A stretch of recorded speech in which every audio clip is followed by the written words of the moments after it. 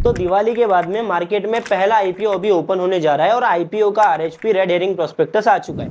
मैं बात कर रहा हूँ ओखला इंडिया के आईपीओ की, जिसकी डेट निकल के आ चुकी है। आईपीओ का इशू कितना होने वाला है, मार्केट में जीएमपी कितना चल रहा है, कितना प्रॉफिट यहाँ पर हो सकता है, कंपनी के फाइनेंशियल्स कैसे है, सारी चीजें अपन इस वीडियो में समझने वाले।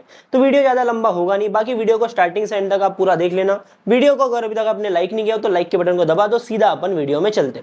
देखो कंपनी का नाम तो हमें पता है, ओखला इंडिया का आईपीओ आ चुका है और 23 अक्टूबर के दिन मतलब कल के दिन इसका RHP red herring prospectus market में आ गया है। जिसके बाद में डेट्स की अपन बात करते हैं तो इसकी डेट निकल के आ रही है 29 अक्टूबर, मतलब 29 अक्टूबर के दिन ये जो आईपीओ है मार्केट में ओपन होने वाला है, जहां पर अपन 31 अक्टूबर तक अप्लाई कर सकते हैं। बाकी आईपीओ के अलॉटमेंट बेसिस की बात करें तो यहाँ पर 3 नवंबर के दिन इसका अलॉटमेंट का बेसिस क्लियर होगा और आईपीओ की लिस्टिंग होने वाली है 6 नवंबर को। बाकी आईपीओ के इशू साइज की बात करें तो 1667 करोड़ रुपए का इसका इशू साइज होने वाला है। लेकिन यहाँ पर एक बुरी बात यह है कि ये जो इशू होने वाला है ना, ये टोटल ऑफर फॉर सेल होने वाला है, मतलब ये आईपीओ ओएफएस है। मतलब कंपनी के प्रमोटर जो है अपनी शेयर होल्डिंग को यहाँ पर डाइल्यूट करने वाले हैं, इस आईपीओ में अपने स्टेक को सेल करने वाले, ठीक है। तो यहाँ पर टोटल ओएफएस होने वाला है 2.28 करोड़ इक्विटी शेयर्स का। बाकी आईपीओ के प्राइस बैंड की बात करें तो 695 का लोअर बैंड है और अपर बैंड की बात करें तो 730 रुपए का यहाँ पर अपर बैंड देखने को मिल रहा है। मतलब कहीं ना कहीं 730 रुपए के भाव पर इस कंपनी के शेयर आपको अलॉट होने वाले हैं। बाकी रिटेल इन्वेस्टर्स के पर्सपेक्टिव से देखिए तो एक बढ़िया बात देखने को मिल रही है कि यहाँ पर आपको जो रिटेल कोटा दिख रहा है ना, वो 35% का है, मतलब पूरा कोटा मिलने वाला है। जहां पर रिटेल इन्वेस्टर्स के लिए रिजर्व एप्लीकेशन की बात करें, मतलब कितने लोगों को यहाँ पर अलॉटमेंट मिलना है, अपन वो देखते हैं तो वो नंबर निकल के आ रहा है 3.99 लाख इन्वेस्टर्स का, मतलब लगभग 4 लाख लोगों को इस वाले आईपीओ में अलॉटमेंट मिलना है। बाकी स्मॉल एचएनआई कैटेगरी से अगर अप्लाई करते हो तो लगभग 4000 लोगों को अलॉटमेंट मिलेगा। बाकी बिग एचएनआई कैटेगरी की बात करें तो 8000 लोगों को इस आईपीओ में अलॉटमेंट मिलना है। बाकी सबसे पहले अपन कंपनी के बिजनेस की बात कर लेते हैं, कंपनी का बिजनेस क्या है, उसके बाद में अपन कंपनी के फाइनेंशियल फंडामेंटल समझेंगे और फाइनली अपन आने वाले इसके जीएमपी के ऊपर, ग्रे मार्केट प्रीमियम के ऊपर। देखो सीधा अपन आते हैं इसके ऑफिशियल वेबसाइट के ऊपर, क्योंकि जैसे अपन ऑफिशियल वेबसाइट के ऊपर आ जाते हैं ना, हमें ब्रांड के बारे में काफी सारी चीजें पता हो जाती है। देखो कंपनी काम कब से कर रही है ना, पहले वो समझते हैं। 1996 से कंपनी ऑपरेट कर रही है, मतलब तब ये इनकॉर्पोरेट हुई है। देखो बेसिकली ओखला इंडिया एक फूड कंपनी है, जहां पर मेजर इनके 3 ब्रांड्स हैं, जिन ब्रांड्स के जरिए ये इंडिया में अपने फूड प्रोडक्ट्स को सेल करते हैं। साथ में लगभग 42 कंट्रीज में अपने प्रोडक्ट्स को ये सेल भी करते हैं। बाकी अगर इनकी वेबसाइट चेक करते हैं तो यहाँ पर हमको क्लियरली देखने को मिलेगा कि कंपनी के 3 बिजनेस यूनिट्स हैं, जहां पर 2600 से भी ज्यादा इनके एम्प्लॉयज है और 9 साइट्स है इनकी, फैक्ट्रीज है अक्रॉस द इंडिया, ठीक है। नीचे अपन आते हैं इनके ब्रांड्स की बात करें तो एमटीआर, यहाँ पर एमटीआर में क्या होता है, फूड मिक्सेस ये सेल करते हैं, जहां पर रेडी टू ईट फूड्स होते हैं और स्नैक्स होते हैं। बाकी अगले ब्रांड की बात करें ईस्टर्न, ईस्टर्न ब्रांड में आपको कन्वीनियंस फूड देखने को मिल जाएगा और साथ में काफी सारे स्पाइसेस जो है ये सेल करते हैं। बाकी कंपनी के फाइनेंशियल्स की बात करें तो 2023 से 2025 तक का डेटा हमारे पास में, जहां पर कंपनी ने 2023 में लगभग 2201 करोड़ रुपए का रेवेन्यू किया था। 2024 में यहाँ पर हल्की सी ग्रोथ देखने को मिली, 2300 करोड़ का लगभग 2400 करोड़ का रेवेन्यू तक ये पहुंचे।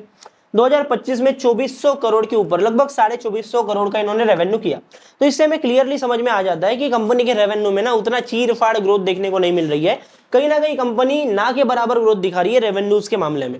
अभी फाइनली अपन आते हैं प्रॉफिट के ऊपर, तो पैट की बात करते हैं तो लगभग 339 करोड़ रुपए का पैट इन्होंने किया था 2023 में। 2024 में पहुंचे 226 करोड़ रुपए के ऊपर, मतलब यहां पर कम हो गया, और 2025 में ये 255 करोड़ रुपए के ऊपर, मतलब 255 करोड़ के ऊपर ये पहुंचे। मतलब क्लियरली हमको समझ में आ रहा है कंपनी जो पैट कर रही थी 2023 में, वहां से कंपनी नीचे आई है। मतलब एक्चुअल में पैट इनका ग्रो नहीं किया है, रेवेन्यू ग्रो किया है, वो भी मार्जिनली ग्रो किया है, और पैट तो ये निगेटिव हो गए, मतलब पैट में ग्रोथ ही नहीं देखने को मिल रही है।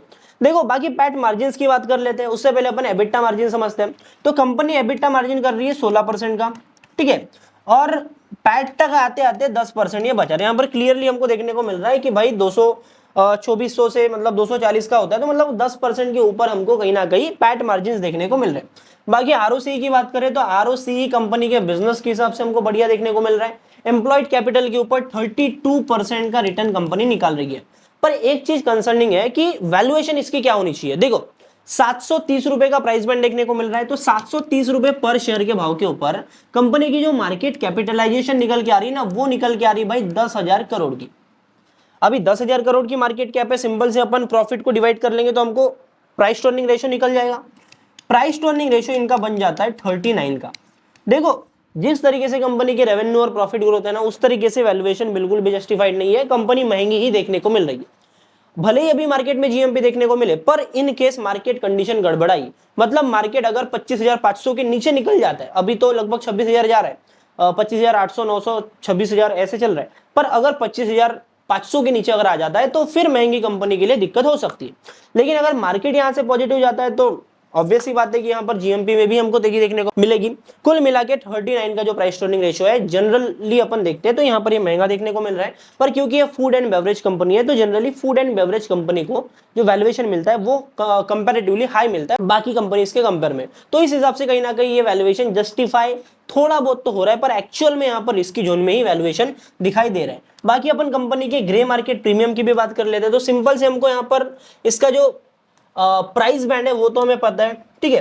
तो पर शेयर के ऊपर इनके प्रीमियम की अपन बात करते हैं, 730 रुपए पर शेयर के ऊपर यहाँ पर 88 रुपीज पर शेयर का आपका चल रहा है जीएमपी ग्रे मार्केट प्रीमियम। अभी परसेंट की वाइज अपन जाते हैं तो लगभग 12% का यहाँ पर प्रीमियम देखने को मिल रहा है। देखो हम हर बार देखते हैं कि जब भी किसी आईपीओ का ग्रे मार्केट प्रीमियम 15% के ऊपर है, साथ में वैल्यूएशन भी अट्रैक्टिव दिखाई दे रही है, या फिर कंपनी की जो रेपुटेशन है, ग्रोथ है, वो भी बढ़िया दिखाई दे रही है, तो अपन उसको सीधा लॉक कर लेते हैं कि अपन इस आईपीओ में अप्लाई करेंगे। पर यहाँ पर कहीं ना कहीं हमको वैल्यूएशन थोड़ी रिस्की दिखाई दे रही है और जीएमपी भी एकदम कॉन्फिडेंस शो नहीं कर रहा है, तो अभी के टाइम पर अपन इसको होल्ड करेंगे और अपन फाइनली जब अपना आईपीओ मार्केट में ओपन होगा, डे 2 का सब्सक्रिप्शन अपने पास में आएगा, क्यूआईबीज किस तरीके से पार्टिसिपेट करने वाली, इन सारी चीजों को समझेंगे, तब अपन इस आईपीओ में अप्लाई या फिर अवॉइड करने का डिसीजन बनाएंगे। आई होप आपको ये सारी चीजें समझ में आ गई होंगी। बाकी इन्फॉर्मेशन अपने दोस्तों के साथ में शेयर कर लो जो भी आईपीओ में इन्वेस्ट करते हैं। वीडियो अगर अच्छा लगा तो वीडियो को लाइक कर लेना, और ऐसे आईपीओ जैसी मार्केट में आते हैं मैं उनका रिव्यू करता रहूंगा, तो आप चैनल को सब्सक्राइब करके बेल आइकन को ऑल पे सेट कर सकते हो। बाकी मैं मिलता हूं आपसे अगले नए वीडियो में, तब तक के लिए बाय बाय, टाटा, जय हिंद, जय भारत।